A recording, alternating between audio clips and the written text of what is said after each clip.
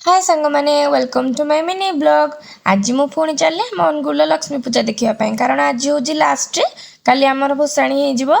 मो भाग्य तो बहुत भल एमतीका हजबैंड पाई सबुदिन सहित बुलवाई जाऊँगी। आम गाड़ी ए पार्किंग रे लगे चल चली स्वामी स्त्री आगे चलीगलु।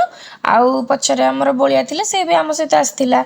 आम फास्ट जाकि पहुँचलु बस स्टाण्ड जो पुराना बस स्टाण्ड आमर से मेढ़ी कारण 3 दिन है मुझे मेढ़ को देखी पार नी बहुत सुंदर साजसजा होता। आ लाइटर डेकोरेशन बहुत बढ़िया थिला। फ्रंट रे हमर गणेश कर गोटे डेकोरेशन थिला से भी बहुत बढ़िया होता। तापर आम तो टे भोकिला लोक न खाइले कौन हम एटी जाइए मका सीझा खाईदेलु। तापर टे 12 मजा मुग फुग पड़ो से मत बढ़िया स्पेशल लगे सेटा भी टे खाईदेलु। आउ धीरे धीरे आगू बढ़िलु माँ दर्शन कलु।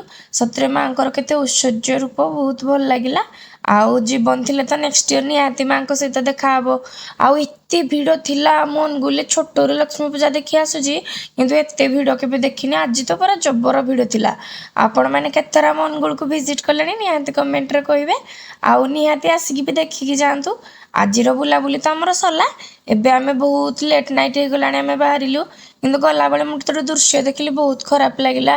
रास्ता कड़े एत गोरुमाता थिले आपण गणी भी पारिबेनी काउंट भी करि पारिबेनी। आउ सबुदिन डेली डेली 55 आम रोड रे आइदर गोरुमाता मरुचंती नले गोरुमाता एक्सीडेंट होगी मनीष मरुचंती एमती बहुत केस होउची। किंतु पाखरे आमर गोशाला अच्छी किंतु से चाहूना एमानकु नेगी सेठी रखिबा मो मतरे एमानकु नेगी सेठी रखिले भी बेटर हबो।